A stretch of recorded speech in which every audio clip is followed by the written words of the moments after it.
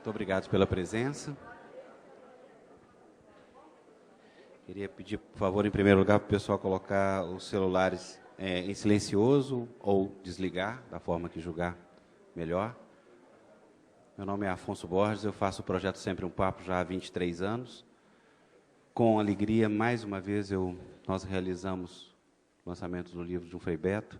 Hoje, um livro que retrata o período de prisão do Frei Fernando de Brito, tempo que os dois ficaram presos. Esse livro se chama Diário de Fernando e é editado pela Rocco. Eu agradeço a presença de todos. Em especial, eu queria pedir uma grande salva de palmas para uma pessoa muito importante nessa terra. Ele já levantou a cabeça, vai ficar hiper nervoso. Mas Bartolomeu Campos Queiroz, muito obrigado por estar aqui, viu?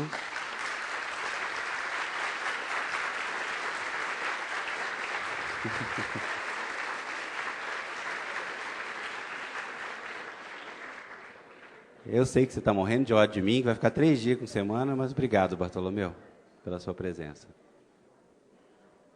Gente, o projeto continua até o final do ano, é uma realização da CEMIG e do Jornal Estado de Minas e da Uzi Minas. Eu queria pedir para vocês acessarem o nosso site, que é o Sempre um Papo com BR.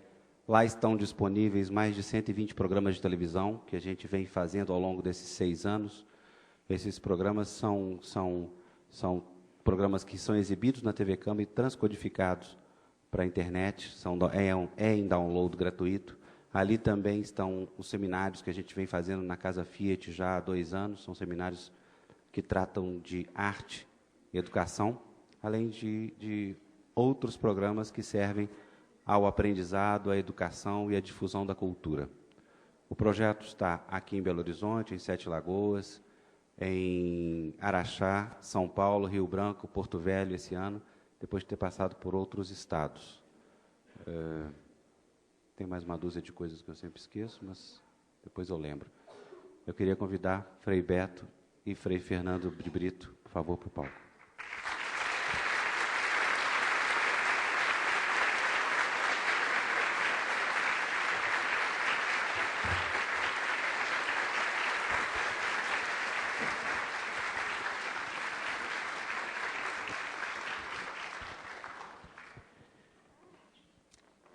Bem, eu quero propor uma dinâmica diferente, dessa vez do Sempre um Papo.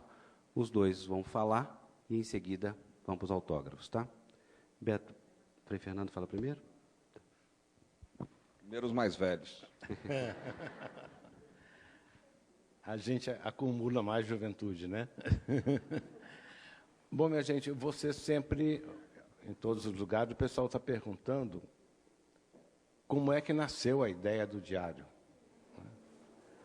Eu confesso que quando desde o momento que a gente foi preso, eu começava a escrever em papel aquilo que eu ia vivendo, as coisas que iam acontecendo. Confesso que no primeiro momento eu não pensava num documento histórico, de sair um livro, não. Eu pensava que eu estava vivendo coisas inusitadas, coisas importantes, coisas que me marcaram muito. E era como se eu estivesse escrevendo em mim mesmo, se eu estivesse escrevendo na minha alma aquilo, para não sair nunca mais. Era isso que eu sentia. Então, eu fui escrevendo. Chegado um determinado momento, eu percebi que aquelas folhas de papel tinham problema de segurança para todos nós, Beto, Ivo, todos os dominicanos, inclusive todo o pessoal que estava conosco, que se aquilo fosse pego, então todos iriam sofrer bastante por isso.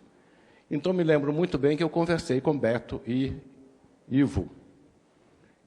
E eles, então, disseram, não, continue, isso é importante, é um documento histórico importante, e eu continuei.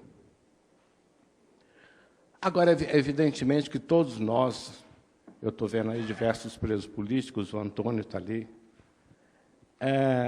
todos nós tínhamos o nosso modo de mandar coisas para fora, seja através da corrupção dos carcereiros, graças a Deus, através de muita coisa que a gente ia imaginando. E nisso a gente leva uma grande vantagem sobre o carcereiro, porque nós temos tempo para pensar, nós temos tempo para imaginar. A imaginação, ela estoura todos os limites daquele cubículo em que a gente estava. E a gente começava a imaginar outras coisas. E eu fui percebendo que a caneta com que eu escrevia, que eu gostava de escrever, era uma Bic fina e era opaca, que eu podia tirar a carga interior, cortar em 2 pedaços, descartar o do meio, jogar fora, vedar com durex, cada uma das pontas, escrever num papelzinho fininho, papel de seda, opaco, com letra bem fininha, com aquela caneta, depois enrolar, colocar ali dentro, colocar dentro da Bic, de modo que ela poderia continuava escrevendo, e se a polícia desconfiasse, tirasse a parte de cima, a carga estava lá. Então, desse modo, saiu muita coisa. Talvez a que mais importante que saiu nesse esquema foi o relato de torturas do Frei Tito, que rodou o mundo. Mas foram saindo esses papeizinhos desse diário. Na visita, alguém do convento, né, um dos frades, ia com a caneta no bolso. Lá na visita, a gente dava um jeitinho e trocava a caneta. De modo que eu chegava para a visita com a caneta e voltava com a caneta. E o frade também vinha com a caneta e voltava com a caneta. Isso foi o tempo todo. E no convento, então, Edson Braga de Souza, que era o nosso prior, ele, então, arrumava tudinho. É claro que muita coisa se perdeu. Primeiro, porque houve determinados momentos de muita tensão e que as revistas na cela eram muito rigorosas. Momentos, por exemplo, durante sequestros, né? Ou quando a gente fez a greve de fome, por exemplo, momentos muito tensos, que a todo momento tinha revista. Então, era preciso tomar um cuidado especial. Ou aconteceu também, depois de todo esse cuidado que a gente teve para mandar coisa para fora, a umidade em São Paulo estragou alguns desses papéis, borrou. Isso, então, se tornou incompreensível. Mas, de qualquer modo, quando nós saímos da prisão, o primeiro trabalho que nós tivemos para fazer foi de traduzir aquilo que eu tinha escrito, porque era tão pequena a letra que muitas vezes a gente tinha de usar uma lupa para fazer. Então, eu, com uma amiga que trabalhava comigo, Luizela, que está aqui, nós fomos para um convento das dominicanas, em Uberaba, e lá, enquanto eu ditava, a Luizela ia escrevendo naquela máquina portátil que a gente tinha por aquele tempo. Isso durou um bom tempo. Eu teria gostado muito de ter escrito, né, de uma forma literária. O diário, tal como está, tem lacunas, porque eu digo lá, Paulinho foi preso. Quem é esse Paulinho? Foi preso aonde? O que ele fez? Etc. Isso não estava lá. Então, era preciso de dar uma roupagem. Eu tentei, confesso que tentei, mas eu não sou escritor. E depois aquilo ali que eu tinha passado tão de perto, aquilo me pesou muito, né? Fazer voltar o sofrimento foi muito, muito puxado. E encontrei Frei Beto, meu companheiro de prisão. A gente estava junto todo dia. Quando a gente não estava na mesma cela, a gente se encontrava todo dia e conversava sobre tudo, né? Todos os nossos sentimentos eram colocados em comum, de modo que Frei Beto, ele não foi só um tradutor, ele não deu simplesmente uma roupagem, ele fez mais do que isso. Eu penso muito no seguinte: o diário é um esqueleto, é um conjunto de ossos, né, ligados entre si. E Frei Beto deu forma, deu carne, né, transmitiu, deu sentimento àquilo que é uma coisa fria. De modo que vocês perguntarem, o diário de quem que é? Aí nós dois fizemos. O autor do livro é Beto. O autor do livro é Beto. Quem fez o diário fui eu. Mas o livro está aí, é de Beto. E eu te quero dizer o seguinte, eu li 4, 5 vezes, porque Beto teve a honestidade de mandar todos o texto para mim, para eu corrigir, de modo que saiu exatamente o que eu pensava, o que eu sinto. E eu tenho certeza de que o que está no diário não é de Beto ou de Fernando, é a vivência do preso político. É a vivência do preso político, como a gente pensa, como a gente age, porque, de um modo geral, se pensa que o preso tem uma vida monótona, que não faz nada. É o maior engano. A gente tem uma atividade dia e noite. Só para vocês terem ideia, nós tínhamos aqui o compromisso de responder a todas as cartas, nem que fosse um bilhete. Nós tínhamos de responder. Era o modo da gente falar. Já que nós não tínhamos rádio, não tínhamos televisão, mas nós tínhamos as nossas cartas. Isso era uma tarefa, mas tinha também a tarefa permanente da sobrevivência. Tem um ditado na prisão, referente aos carcereiros, que ele diz o seguinte: se nós podemos prejudicar o preso, por que nós vamos ajudar? Quer dizer, quem tem de cuidar da nossa sobrevivência somos nós mesmos. E é sempre possível fazer alguma coisa. Há riscos, há riscos. Não havia mais o risco de ser preso, porque a gente já estava lá. Né? Isso é coisa muito boa. Mas a gente estava... Mas a gente corria o risco constantemente. Lembro que havia 2 pavilhões de presos políticos e mais o pavilhão feminino. E sabe como é que é? O preso político vira e mexe e consegue muita coisa. Me colocaram para ser enfermeiro. Eu não entendo de nada, nem de botar um curativo. Mas, então, com isso aí, eu podia levar recados e bilhetes de celas em celas, de pavilhões em pavilhões, e isso era um risco danado. Quer dizer, não é porque sou eu, não. Muita gente fazia a mesma coisa. Não é? Mas, com isso, muita coisa se fez. Houve coisas incríveis que estão no livro. Não é? Eu me emociono sempre quando eu penso numa noite de Natal, em que nós, na nossa cela, nós terminamos a nossa missa e, não sei por que cargas d'água, começamos a cantar para as outras celas. Os outros presos políticos começaram a cantar junto conosco. E quando a gente parou a canção, do lado do pavilhão feminino, elas começaram a cantar também. Então a gente foi se revezando. Isso foi até 3, 4 horas da madrugada. Foi a coisa mais linda que eu já vivi. Então isso está lá. A gente tem uma vida. E eu senti uma coisa, que a liberdade, ela é muito mais do que a gente poder andar por aí tudo.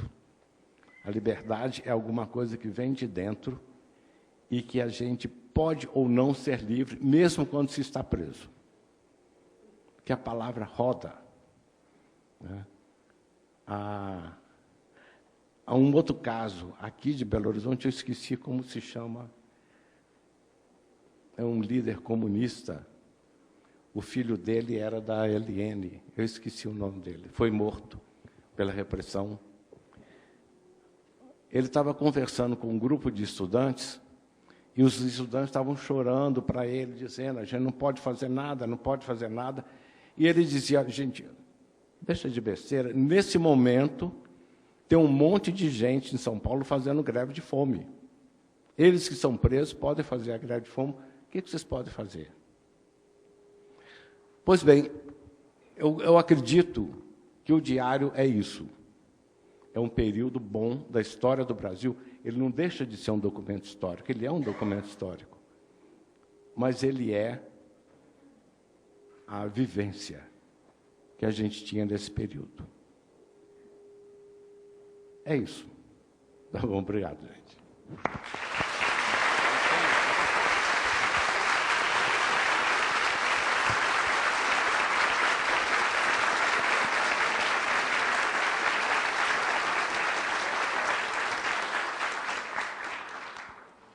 Bem, boa noite para todos e para todas. Vou complementar aqui alguns detalhes, né? Nós ficamos presos, um grupo de frades dominicanos, no início éramos 8, né? De 69 a 73, mas nem todos ficaram os 4 anos. Só o Fernando, o Ivo e eu ficamos os 4 anos. O Frei Tito foi retirado antes no sequestro do embaixador alemão. E como foi o mais torturado de todos nós, ele ficou afetado pelas torturas. E como muitos sabem, ouviram no filme do Elvésio Raton, Batismo de Sangue, ele acabou se matando para, como disse o Dom Paulo Evaristo Arnes, na missa que celebrou quando recuperamos os restos mortais dele, porque ele se matou na França, que o Frei Tito, ele dizia, o Frei Tito não se matou, o Frei Tito buscou do outro lado da vida a liberdade que havia perdido desse lado. Né? De fato, foi um gesto, né, em busca da liberdade, um gesto de denúncia e não um gesto de desespero. E os outros saíram antes, os outros tiveram um período mais curto na prisão. Agora, o que aconteceu com nós três, com o Fernando, com o Ivo e comigo, é bastante singular comparado com os demais presos políticos do Brasil. Porque os presos políticos, embora sejam teoricamente defendidos por uma lei que foi feita nos anos 40, chamada Lei Café Filho, mas essa lei nunca foi respeitada, e muito menos pela ditadura militar. Mas, de qualquer forma, os presos políticos ficavam entre eles, separados dos presos comuns. Nunca se misturou preso político com preso comum. Houve alguns casos, como na Ilha Grande, em que a meia parede da mesma penitenciária dividia, de um lado, presos comuns, de outro lado, presos políticos. E como acontece sempre, os presos comuns são os escravos do sistema prisional, quer dizer, o Estado não vai pagar ninguém para carregar latão de leite, para servir comida, para cozinhar, então é o preso comum que faz esse trabalho. E com isso, o pessoal da Ilha Grande, os presos comuns da Ilha Grande, acabaram aprendendo algumas técnicas, né, de guerrilha, que depois eles adotaram na bandidagem. Isso sempre a imprensa evoca esse período, esse negócio de CCC e tal, tem muito a ver com técnicas guerrilheiras que foram aprendidas durante esse período. Há um certo exagero também nessa atribuição. Agora, nós três não fomos colocados numa penitenciária onde também havia preso comum. Nós fomos colocados na mesmíssima condição do preso comum, como vocês verão no diário. Nós primeiro passamos pela penitenciária do Estado, de São Paulo, que é uma penitenciária construída em 1922, que é a típica penitenciária de filme americano. Ela tem umas galerias vazadas de grades, assim, não saberia dizer agora, mas eu acho que era uma coisa, né, parecia um grande edifício, né? Depois nós passamos pelo Carandiru, e, finalmente, nós fomos para Presidente Venceslau, que é uma penitenciária de segurança máxima. E, em Presidente Venceslau, nós ficamos no mesmo regime do preso comum, no mesmo pavilhão, com o mesmo uniforme, enfim, não havia nenhuma diferença. Nenhuma diferença. Até quando nós chegamos em Venceslau, onde a barra é mais pesada, porque só vai para Venceslau, né, os Fernandinho Beiramar da vida, quer dizer, o pessoal da pesada mesmo. Inclusive, é cada um numa cela. E a cela, e o pátio, e o campo de futebol, e tudo que vocês imaginarem onde o preso circula, é cimento puro. Até o campo de futebol, para que ninguém enterre uma faca ou um estilete na terra. E, quando nós fomos para Venceslau, nós tínhamos muito medo de sermos mortos. Isso seria muito fácil, bastava um guarda chegar para um preso daquele, né, os mais perversos, e cantar a pedra de uma possível liberdade, ou mesmo recompensa lá dentro. Olha, dá uma estiletada aí nesses terroristas e tal. Tem uma microfonia aí, né? É o pessoal da CIA que sempre vem nas minhas palestras. Sempre dá um jeito de sabotar. Estou acostumado. Um equipamento velho, né? Tá dando um barulho aqui do lado. Eu não sei se hoje veio o Jimmy ou o Alex. É um ou outro, sempre aparece. Mas, enfim, gente. Nós tínhamos muito medo de sermos, né, até violentados por esses presos e tal. E qual não foi a nossa surpresa ao constatar que eles tinham mais medo da gente do que a gente deles, por causa da fama de terrorista. Terrorista é o super gangster. Esse é né, a carga pesada mesmo. Então, a gente via aquele bandidão chegar para a gente assim, meio humildemente: olha aqui, eu estou para sair e eu queria que você me enturmasse com o seu pessoal lá fora, porque eu não quero voltar mais a assaltar pé de chinelo, sabe? Isso é bobagem, eu quero é metralhadora, sabe? Sequestrar embaixador, banco. Aí a gente falava: olha, cara, a gente está nessa luta aí, mas nós aqui, nós frades, nunca pegamos em armas, nunca fizemos nenhum assalto, nada disso, sabe? Não, eu sei que você não vai abrir o jogo para mim agora, mas eu vou mostrar, né? Tem uma história muito engraçada, porque que está contada no diário, que aconteceu com o Fernando, né? Um preso comum chegou para ele e falou assim: e aí, Fernando, quando você sair, o que você vai fazer? O Fernando falou: não, eu vou fazer trabalho pastoral, vou trabalhar com os pobres, não sei o quê e tal. Falou: o quê? É isso que você vai fazer? Você está maluco? Olha aqui, por que você não vai para uma cidade e começa a construir uma grande igreja? E aí você faz quermesse, você faz sorteio, e o dinheiro vai entrando, e o dinheiro vai entrando. Agora, você nunca termina de construir, porque senão o dinheiro não entra. Aí você compra um gadinho, compra uma fazenda, sabe? Aí você vai ficar numa boa, cara. Sabe, com esse seu negócio aí de ser padre, né, vai ficar numa boa, né? Então era muito interessante a convivência, quer dizer, nós fomos protegidos pela fama de terrorista, graças a Deus, né?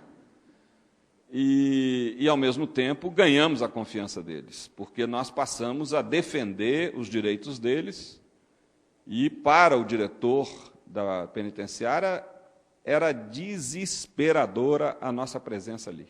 Desesperadora, mas ele não podia fazer nada porque era imposição dos militares, né? Mas ele falava, olha, eu rezo todo dia para ver vocês longe daqui, né? Mas teve que nos suportar lá 16 meses.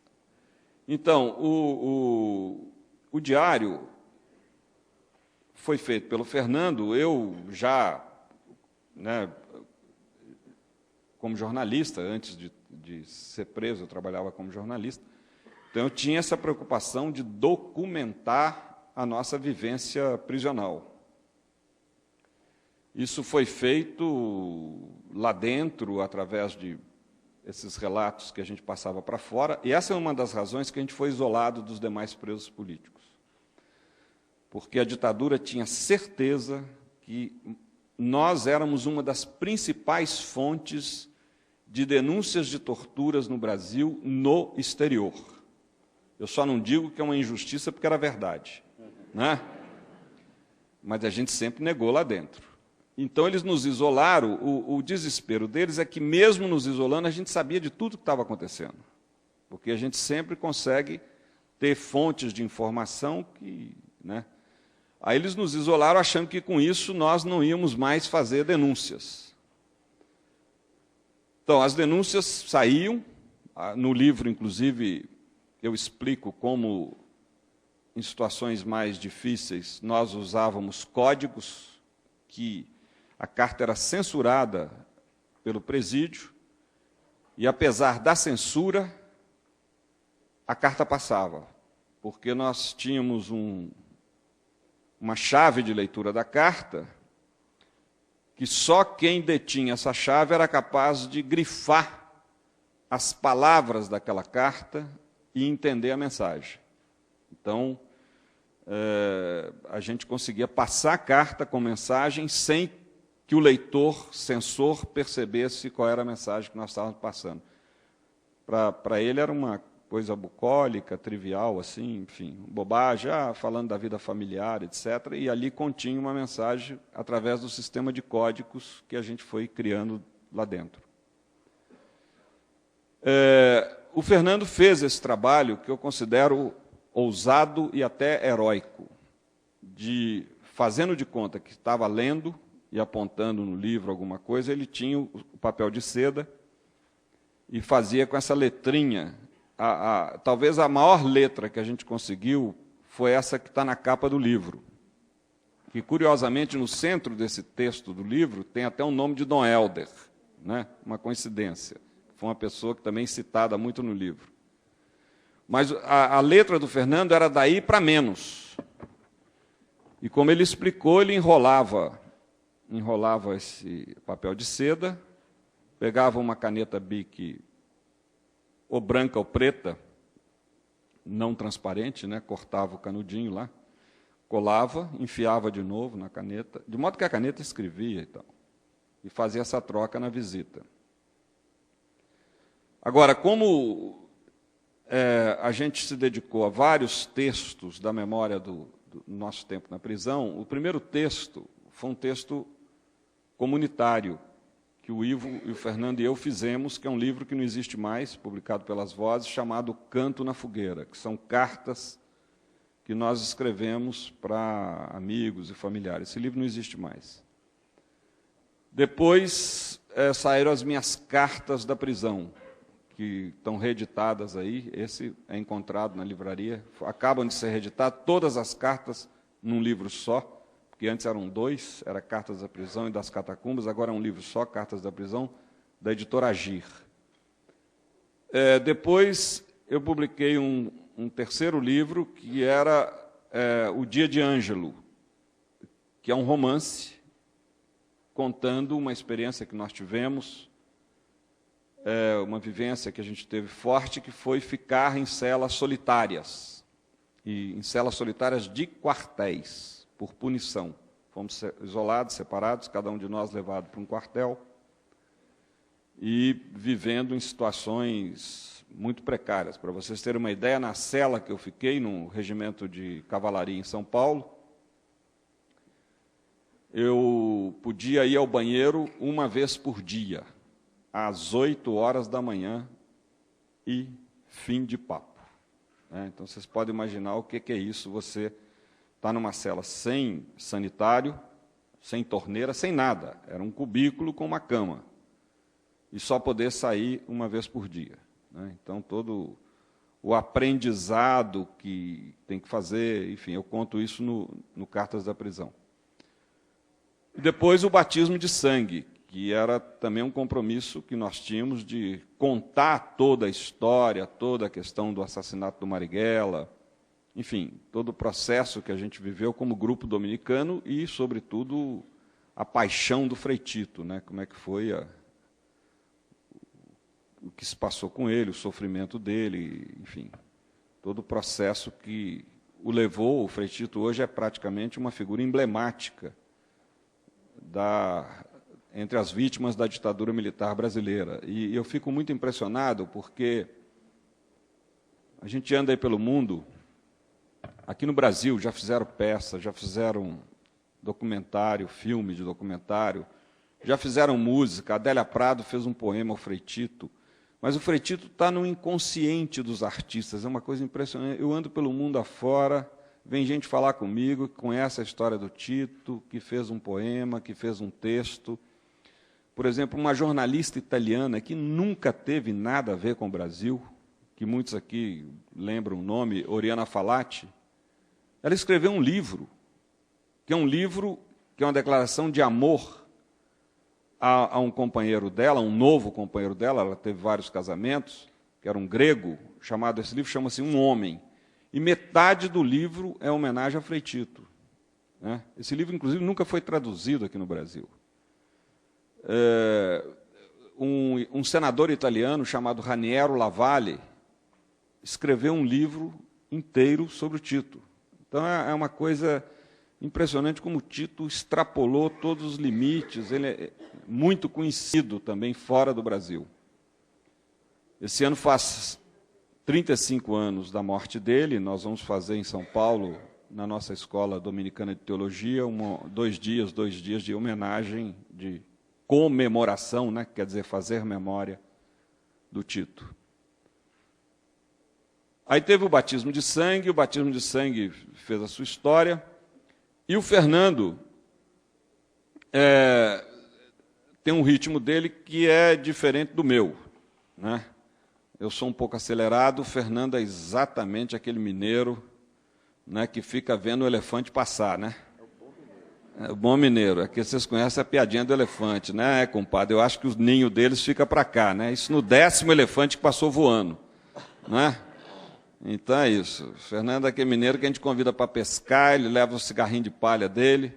Isso 5h da manhã, que é bom pescar cedo. Às 5h da tarde ele está no barranco ainda no cigarrinho de palha e fala para a gente: Fernando, você não vem pescar? Não, não tem paciência para isso não. É um pouco isso o ritmo dele. Então, respeitei o ritmo dele e tal, até que... Mas também eu não tinha pressa, porque sempre que a gente falava é agora, aparecia alguma coisa. Por exemplo, é agora. Não, aí o Elvésio Raton resolve fazer o filme Batismo de Sangue. Falei, mas não é agora, não dá para misturar as coisas. E como essa memória não se apaga, eu sempre falo aí nas entrevistas que é inútil os militares pensarem que, não abrindo os arquivos da ditadura, eles vão apagar a memória nacional. Está aí o nazismo, nós estamos há 60 anos do nazismo e até hoje tem documentos vindo à tona. É inútil. E, nesse sentido, a arte brasileira tem prestado um serviço à memória da ditadura impressionante, o que tem de filme, o que tem de documentários, de literatura e tal. Um dia ainda se abrirão esses arquivos das Forças Armadas. Os civis estão todos abertos, mas ainda falta esse das Forças Armadas. Então, o Fernando, aí, quando terminou esse trabalho que ele fez de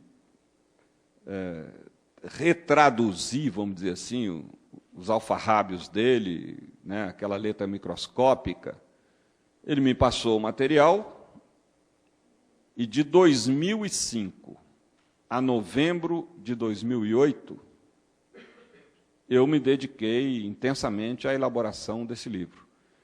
E, como ele disse, eu tinha que fazer, como ele não é nem jornalista nem escritor, eu tinha que fazer aquele trabalho de pegar uma informação que, claro, né, se o livro fosse publicado tal como os bilhetes, os registros estão escritos, ele não teria interesse literário, ele teria interesse documental, mas não literário, porque, né, João hoje foi para o DOI-CODE.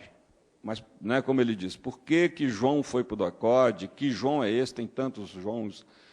O que aconteceu com ele? Então, eu tive que fazer esse trabalho nesses 3 anos de contextualizar, saber o que está por trás da informação e, por outro lado, dar um tratamento literário ao texto, às informações. Então, foi esse trabalho.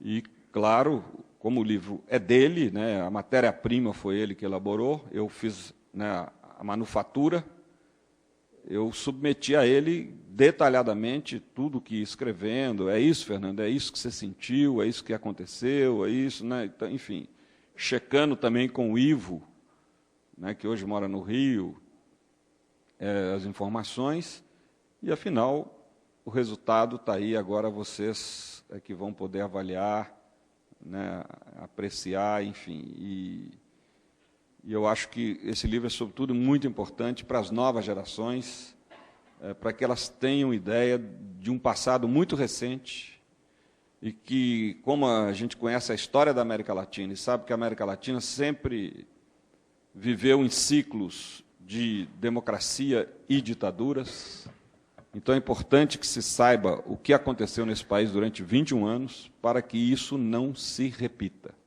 Por isso que é muito importante manter viva essa memória. Queria muito agradecer aqui a presença de vocês, né? E quem ainda tiver paciência, a gente vai estar lá na frente para dar o autógrafo. E, por favor, leve o cartãozinho com o nome, porque em noite de autógrafo a gente esquece o nome da mãe. Dá um bloqueio, é justamente aí que você acha, não, mas ele é meu amigo íntimo, nós somos irmãos. Esquece, sabe? Então, vocês levam o papelzinho lá. Obrigado, gente. Obrigado a todos.